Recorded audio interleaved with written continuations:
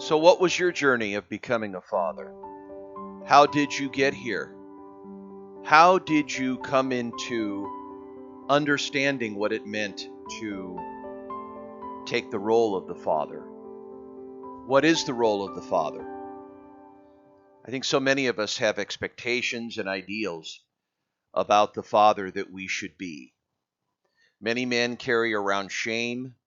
We carry around a sense of failure with a deep father wound about what we haven't done, how we haven't met our expectations. Today, we have tremendous amounts of expectation on us. We have pressure coming at us. We got to fulfill the workplace, make sure that we get that done. Then we got to come home, and then we got to play the domestic supporter. We got to make sure that we take care of things on the home front.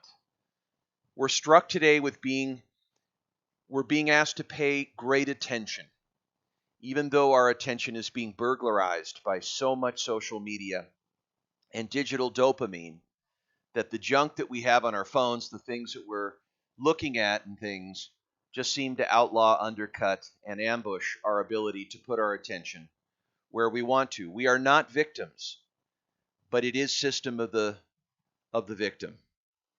And so I ask you as a father about the deep dream that you have in your eulogy about the kind of father that if you had the end of your life discussion with you, what would that look like?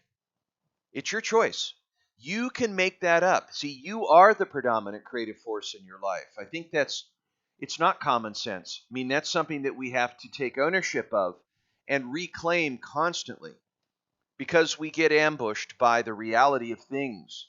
We get caught in all these circumstances that seem to be problematic, and then the cadence or the noise of life, we get so busy being busy that we cannot get to things that would make us a lot less busy.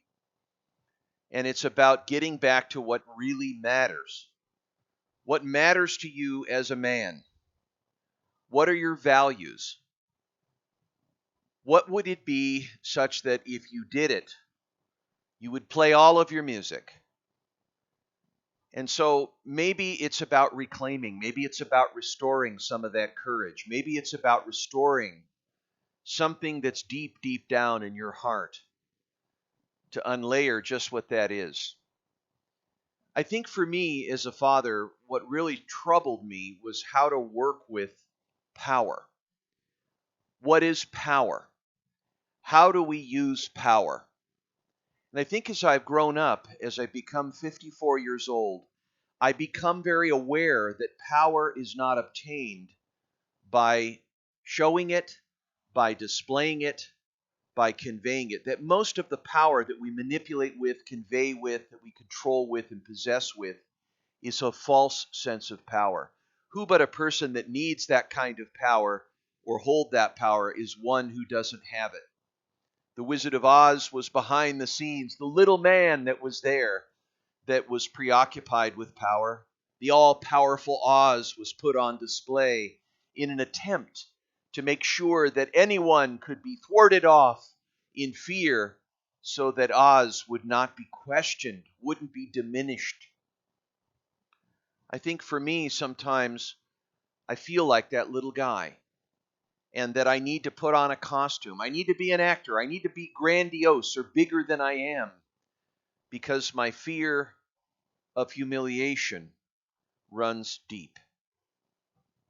I, in my younger years, had the belief that I was not a good person, that part of me was a jerk, and that people didn't like me. And so, in some way, strategizing how I could become desirable. How do we become desirable when we believe we're a fool and disqualified from love and from acceptance? I think part of that fathering is taking care of not only that part of yourself, where you keep yourself in check. You say, wait a minute, what power am I? So as you grow up, you say, well, what kind of power do I really have? Am I powerless? Am I powerful? Maybe this thing called life is in the business of creating life. Maybe there is a profound humility day to day in what you have going on. Maybe there's a state of wonder that you could be in by releasing that sense of power. Instead of being desirable, maybe you reinterest yourself and listen to where other people are. I know when I watch human beings try to seek approval, acquire respect, acquire desirability, most often people smell that a mile away. They're just trying to get attention, validation. It's a control mechanism to try to compensate for a sense of worthlessness.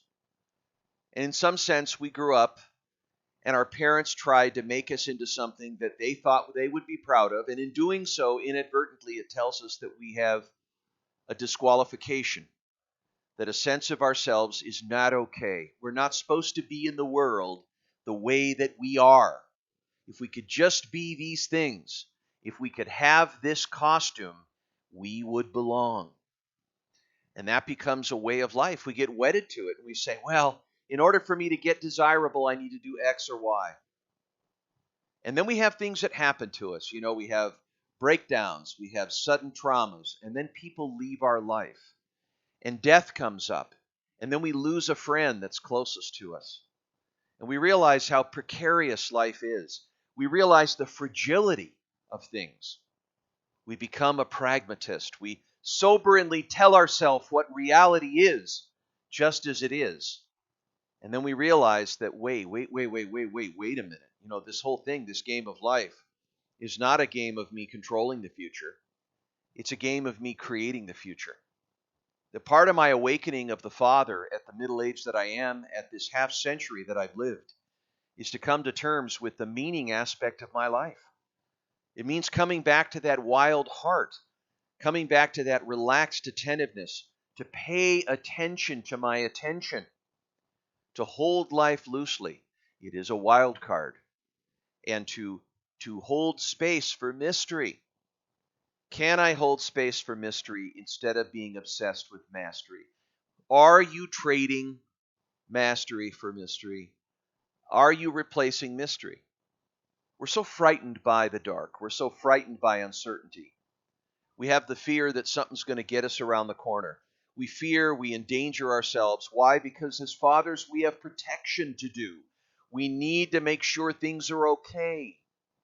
But most often I find fathers, including myself, we tend to attract unfulfillable expectations. We put this generosity on ourselves and then set ourselves up with some self-inflicted betrayal. We can't pull it all off. We don't have it all together. We're making this shit up as we go along. And so we come at life seriously. What are we taking seriously? We're taking seriously the facts. We're taking seriously the truthful sense that we have no control over what happens to us. We can't predict the future. We can create one.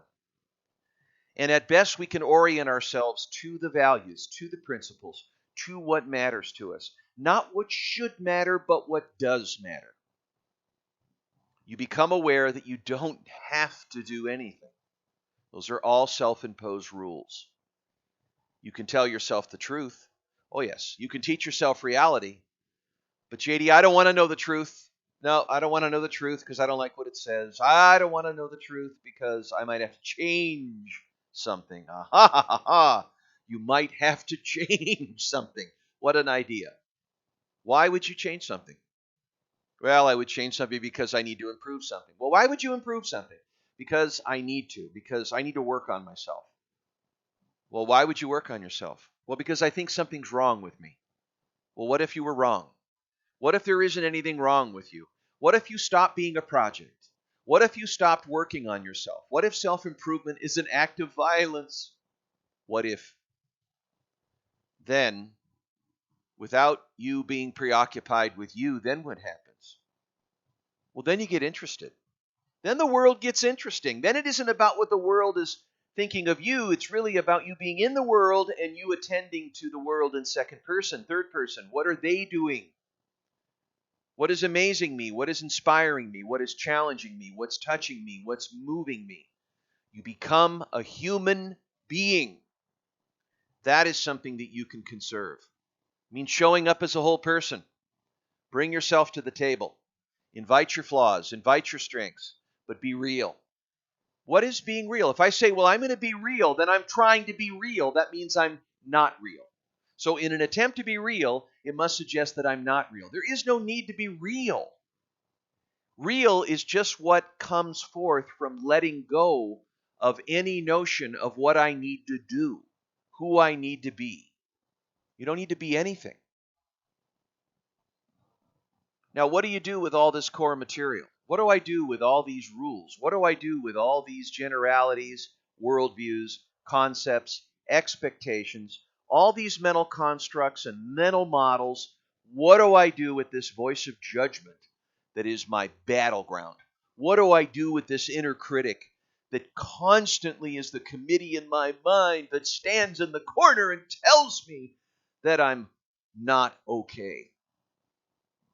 You make friends with it. You realize what a rascal you are. You don't try to exercise it. You don't try to hoodwink it. You don't try to push it out. What do you do with an old friend? You welcome him.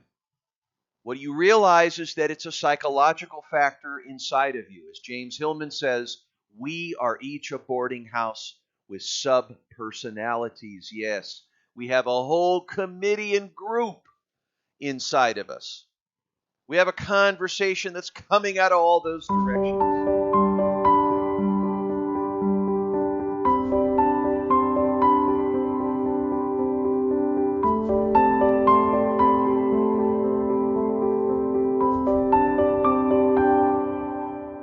How do we listen without tuning too far into those conversations?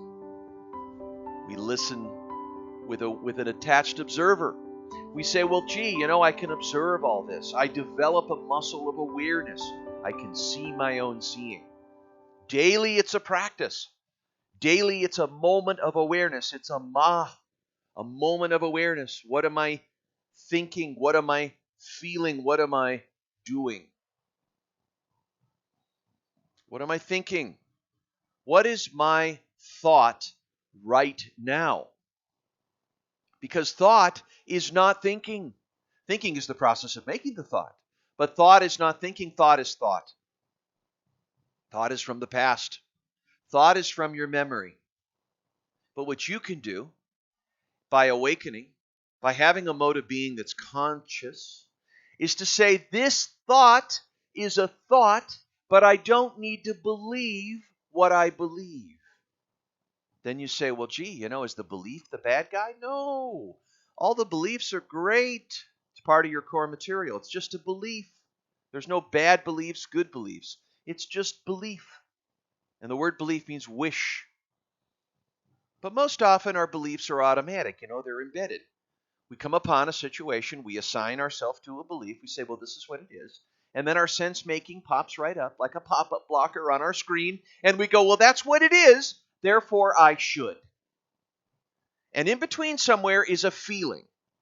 So if I say, well, this is what it is, this is what I think, this is what I believe the other person's intentions are, this is what I think is going on, then I feel, which is the motive, emotion, motion. Then I'm going to behave, and then there's consequences. So what is the importance of being aware? How do I keep this belief system in check? If I believe I'm inadequate, then I will attempt to be adequate. What if I stop it at the level of belief?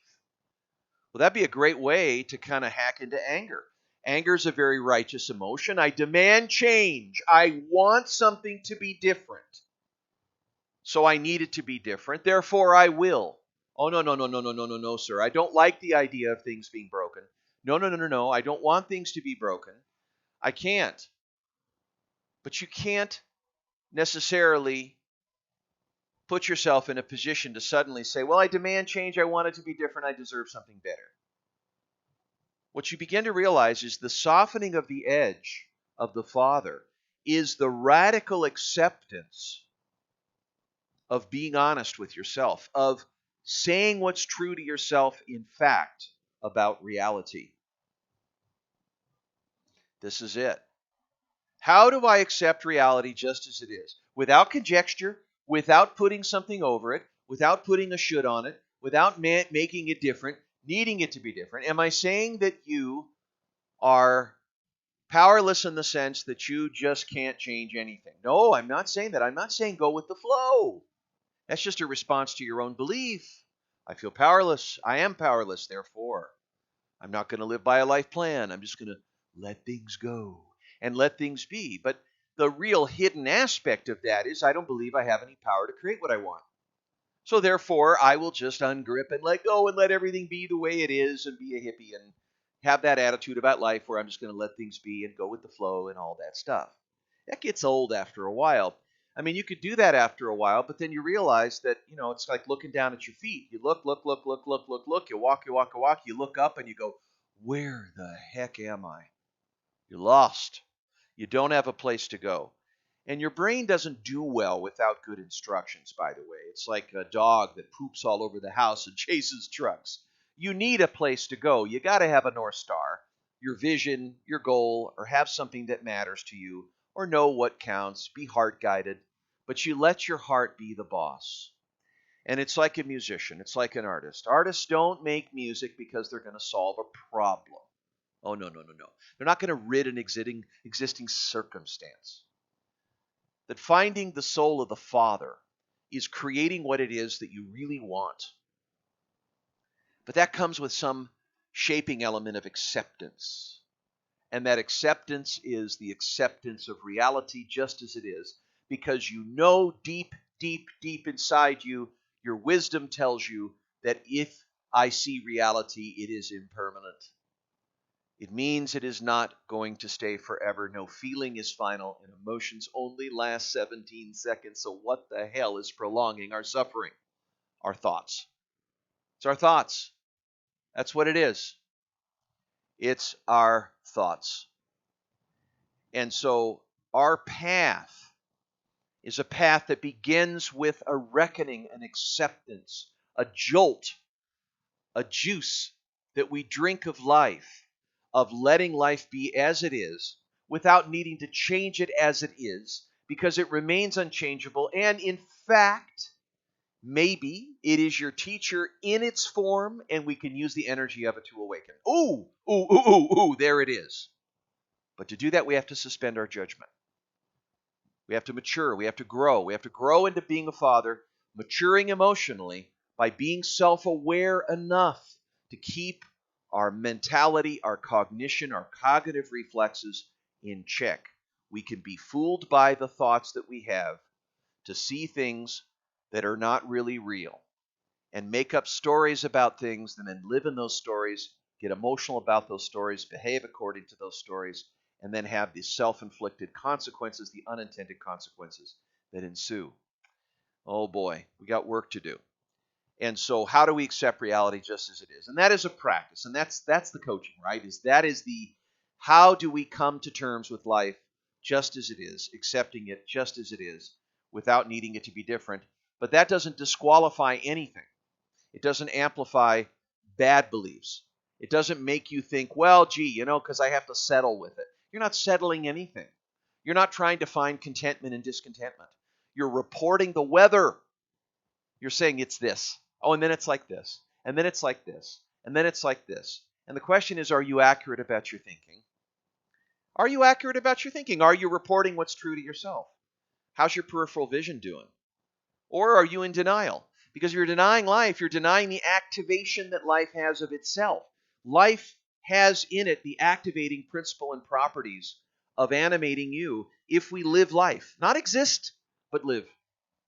We live in our lives. We live present. That is part of the Father's path. But to do that, we also need to come back to the heart-guided energy. And this is the role of the deep lover inside of us, where the cynicism starts to wear thin our vulnerability. Our vulnerability means we don't trust anyone. When we don't trust anyone, we're rugged individualists. We over-rely on ourselves. We put extra pressure on us. And we take reckless responsibility. Yeah. We need to learn to depend on people. How do we do that? We let them change us. We let our children change us. We let the people around us change us. We let them love us. We let them change us. We let them alter us, inspire us, amaze us, touch us, move us, surprise us, all the above. We learn to be interdependent with an interplay because our heart is there, unarmored, undefended. We have this wiser innocence inside of us where we can take a moment of stillness and just slow down our thoughts and access this sensing, this other perception, this organ of perception that we open up to see the world and see beauty in the world, to be moved by the world. As we are in it, we must sustain our gaze, linger longer. If we're going to access our radical compassion, which is this underlying, undercovering nature of our open heart, we have to learn to let go of cynicism. We got to decouple from it, because cynicism is that rubbing off of that heart-guided energy, that love to fall in, to be vulnerable. We all are masking this deep need for connection, to live in our lives as lovers, not because we're so hurt that our pain moves us to addiction, which really just means I haven't grown up yet. I haven't accepted reality. I don't know how to work through pain. I don't know how to stand pain. I don't know how to be with pain. I'm pathologizing it. I got to get rid of this pain. I got to lubricate this pain. I have to soothe this pain. But what's interesting is when we become aware of it, we stand to it, we loosen up. Yeah, it's like melting ice. We see the pain starts to loosen up, and it's like thawing. Now, if we open up those energies, somehow this energy just seems to just be there. And we're more interested in it than it is in us, but it's working its way through. The only reason how we let it go or how it releases itself from us in our grip is that we have something to replace it with. Not synthetic stuff, not synthetic refuges, but the refuge of doing what we care about. We outgrow it. You don't need to fix yourself in order to create what you want. You don't need to repair your heart to create a beautiful relationship. You don't need to think of your deserving before desiring. You don't need to write a love note to yourself. You don't need to fix your self-esteem. You don't need to fix anything. You just need to realize who you are. And that is, you are a heart-guided, open heart, tender-hearted, brave, human being that is doing their very, very best, even though not always you are. And that is the process of showing up, being a fool, committing yourself to being flawed. It's being here, and you genuinely let other people, you illuminate them be where they are, because you don't need them to change out of what you disown in yourself. What you disown in you is what you judge others for. And when you judge them, you reinforce that behavior in them, and they treat you according to what you're self-righteous about. Did you hear that? That's the danger, right? Voice of judgment reinforces the behavior in the other. If I think you are X, I will treat you like X, and therefore you will become X. Think about how true that is. The way we load people up into our neuroses, we want them to scratch it. We throw our neural nets, boom, and then we confirm that they are that by the way they react to our neural nets. And then we say, no, you're that, you're the category, you're the label. I see you, I know who you are, I'm certain. I will protect myself. You don't need to. Are you strong enough to be weak? Are you the father that's strong enough to be vulnerable? Are you ready to express what's in your heart? Are you going to play your music? No, you're going to get to the end of your life and say, well, I wish I had told others how much I love them. Oh, I wish I had told them what was in my heart. That's regrets. Are you going to do what you deeply dream of doing? You can do what you really care about. That foolish project that you've been putting off, you need to go do it. Stop thinking about it. Stop putting yourself on hold. Stop saying, well, if I did, if I had this, if I had that, if I got ready, if I got ready, if I got ready. The only way you're going to learn how to create it is to go, to do it. And why not? You don't know when all this thing ends anyway, right? I mean, reality is that you don't know when you're going to die. Why not use your morbidity constructively? Use it as a way of showing up. If this was your last day, what would you be doing? I mean, the fact that it is, you're not going to be immortal. If you confront that perceived immortality, you get real. Suddenly your values become purposed. Suddenly you become very present to the originalities of your experience. You just showed up. That's the warrior. You're here. You're ready for anything, and you're welcoming everything. You're expecting nothing. Show up. Show up. Show up. Leadership is accessing that continuous quality of expression that you can occupy at any moment. So if you're the father as leader, if you take leadership, what is the purpose of your leadership for this time? It's to do what matters to you, and it's to live life. The purpose of life is to live it, not exist and wait, but it's to live it, cherish it, be able to come into an attitude of gratitude, gladness, have an octave of gladness to realize all that you've been able to do and what it is that you've been given and how pregnant the potential of the moment is. It's so scrumptious. Life is so much in the business of creating life. It has so plenty to show you, reveal to you, to navigate with. It's got so much messy therapy, such a wild card, so much adventure. Just open your eyes and your heart. And then this third component, which is integration, which is the Father's path of unfolding the mystery, coming to the surface with your wisdom, activating your wisdom, turning towards something in you that's good, finding the gold in you that's good, the purposeful nature of wanting to serve, to do, to create, to do what your expression asks you to do as a loving, kind being. You can't not be the being or the mode of being that you've been given. That's the software. That's the program that you came out of mommy's womb with. You came into the world as a loving little wonder child and being, not to become a wounded child who's buried under the rubble of your most unique abilities that belong to the world. What you have in you, the gift that you bring, belongs to the world. Are you going to give it to them? Are you going to do what you're here to do? Are you going to confront the death on your right shoulder by saying, I did what I came for? Are you going to confront life on your left shoulder to say, what are you doing with this wild and precious life that you've been given? What are you doing? Are you using your gifts? Are you using your gifts in the name of service, of giving it to others who stand in need of you? Why don't you trust that? What do you need to do that? You don't need to disqualify yourself. There's nothing that disqualifies you. It's just doing what you need to do because you know what you need to do. You have all the answers. You're just not trying. You're not putting yourself on base, taking the courage path to say, why not? You're mired in fear. You got to let go and then let come and let that loving presence pour through you. Presence, what is here, what is asked. Context in motion. Define it, scan it, engage it, transform it. Cross through the threshold into it. Die back into life, into what is trying to emerge. Listen generatively to what the universe needs of you. What am I in service to? What stands in need of me? What does this family need from me? What does this social circle need from me? What does my business community need from me? It's not about just getting what you want. It's about doing what's needed. Do what's important.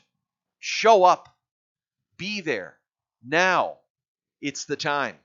Be a pillar in the community. Come to the aid of others. Live your life. Give yourself to it. Integrate. You got to learn the path by walking. And if you follow the thread, you will find it.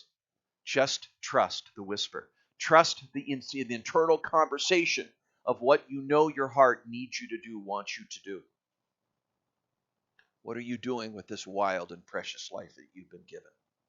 What are you doing with your gifts? What is this that belongs to others that is standing in need of you that you're not giving yourself chances to go there? What are you not being there for yourself with? It's time. Turn it inside out. Get going. Get going. Kick it off. It's halftime. Come out and play. You're in the meaning part of your life. That's what you're coming into. It's time. Nobody's taking anything from you. They're not taking your time. They're not taking your gifts. Nobody's taking anything. You're not being taken. All you can do is take it away from yourself. You have all the opportunity in the world to express it. You've got all the tools around you to express it.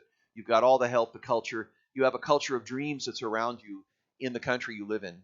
Why not give yourself to the deep dream that's inside of you that needs the world to see it, that the world is waiting for, that had you in mind when you came and you needed to do this? You got to follow it. You got to listen. And you know that those deeper notions are there. You don't trust them. You say, well, I got to go to that direction, but I don't know how. The way through how is yes. And that's the courage conversation.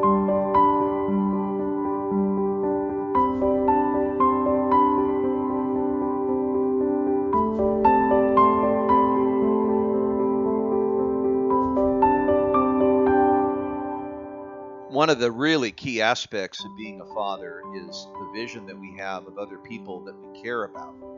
How we see people is how we treat them, and how we treat them is who they become. And this is so true for how I may see my daughters, for example. If I see them as weak, then I will attempt to rescue them. If I see them as whole, then I will serve them. So, as a father, what is your vision of other human beings that you father? Because how you see them is how you treat them. How you treat them is who they become. If I see you as broken, then I will try to fix you. But when we're really fathering, what we're doing is illuminating others for being more of themselves. So the question is, how do we create the conditions in which we trust that process of letting go and letting come and ungripping, and allow the other people to have the experiences in their lives where it's their journey, it's not ours, where we can be where they are rather than where we want them to be. Because if we want them to be where we want them to be, it's usually because we have some fear. We're terrified about what would happen to them, and therefore we need to make a strategy to compensate for that fear. So we go to control mechanisms. And then in that control mechanism, inadvertently, we undermine them and create the unintended consequences of stunning their growth. So how do we learn how to ungrip? We take a closer look, we get closer and listen to where they are, and that we realize that we are not there to put them into a category of fixing, that we're not there to objectify the others around us or manipulate them or control them to deal with our interior dangers. We have to get over that. We have to outgrow that. And that means that we are honest. We're befriending some of that fear that we have about that. And so, in the spirit of all this, I'd like to share a poem with you. Actually, I have two that I think are very appropriate in terms of what we've just been mentioning, and in terms of the topic that I am going into about the father and how you came to be and what the positioning of a father is at this area in your life, and what it means to radically accept something, radically accept the truth as it is, sustain your gaze, have a gradual understanding of things by being heart guided, and then also being courageous in unfolding the life that's here in a way that you construct the path. You presence the path, you purpose something from what you presence, and then you step into the emerging possibility of a future that isn't totally complete. And that's what the Father does, is that you are a little more adventurous by taking yourself into the challenges of what might be needed of you, what stands in need of you, what is important right now. And so there's a very clear path that you evolve in. There's a pilgrimage of taking the Father's path. This is called the Father's path. I wrote this back in June of 2021, and I'm going to bring it forward. And it says that that day, when you became a father, you were changed forever. A baby's eyes resets your faith and relights the wick of your heart. Nothing is greater than this. Before it was you, and now it is the other. And you, about half the time, you work at what you love, and the other half is growing into adulthood. Fathering has to do with accepting the half of things, allowing renunciation of the other half, accepting half a basket instead of a full basket. He who is truly a man just keeps walking, dragging his guts behind until the very end of time, to presence what is here without the unbending arm extended, saying no. Wounds do not slow you, they moisten you and open you to try another day. Receiving the Father you have is to come home to grace. You see him when you light the lamp in your heart. He sits there behind the door, the eyebrows so heavy, the forehead so light, lonely in his whole body, waiting for you. Someone knocks on the door.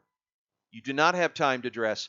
Dad wants us to go with him through the blowing and rainy streets to the dark house. The order of things say it is time for him to die. Not die literally, but die back into life and the wonder of things. Reclaim his wholeness. And remember his basic goodness by making you. and seeing you soar and fly higher. Something in you, the Father, hungers again for risk, like he does.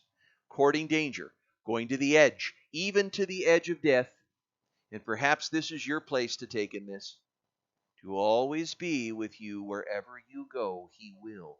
To be loved as you are, just as he does. Home is the nicest word there is. Home is where the heart is. Home lives in all of us as a safe place to go and be who we are. To remember what brought us to fathering, to be wild again, and to be a little more dangerous once more, and to restore and reclaim what was lost in the happenings and dark hallways. A home that our feet may leave, but not our hearts. Even home is heaven. Perhaps you're just traveling through the world, fathering until there isn't a body anymore, just treasures of time in capsules of replays of this journey to find the Father's path again and again and again. A Father's path. Because we all, in some sense, are passing through these gateways of possibility and potential, and these very interesting moments, these zones, these textures of change that are in our life. Change of role, change of motivation, change of what's worthy of our attention, change of values, change of standards. What matters to you changes, and you will change your mind. You will. Because what mattered before may not matter as much now, or vice versa. But nothing has to matter. But what does matter could be the shaping of your decisions. And that is to be the predominant creative force in your life. That means to live by a life plan. And therein lies the potential, the heart of the Father as a compositional force in his life to create out of what does matter to him, and voice, and communicate, and decide. And that's the invitation to you as your life as a creator, to lead your life with your gifts out front, to be a force of nature, be a great soul as you live your best life, and to make a difference. But don't make a difference by giving help that isn't helpful, but give helpful help based on what other people need, but maybe knowing what they have in them. They have their journey, you have yours, but you're not here to change them. You're here to invite them. Yes, you're here to illuminate the other. Because you're not needing to disown things in them to externalize things that you disown in yourself. You suspend your judgment. You decouple from your cynicism, and you let go of your fear. Fear of dying, fear of control. It's not going away. It's becoming fearless by understanding the nature of your fear. The fact that you're afraid of what might happen to someone is the fact that you don't want to see them hurt. You care. It's the other side of coin of love. That's great. So, this journey of being the Father may mean that you open your eyes and see what your Father has, accepting the Father that you have. There's a great piece by John O'Donohue. It's called For a Father, and he asks, who has influenced your life? It's called For a Father. He says, the longer we live, the more of your presence we find laid down, weave upon weave within our lives. The quiet constancy of your gentleness drew no attention to itself, yet filled our home with a climate of kindness, where each mind felt free to seek its own direction. As the fields of distance opened inside childhood, your presence was a sheltering tree, where our fledgling hearts could rest. The earth seemed to trust your hands as they tilled the soil, put in the seed, gathered together the lonely stones.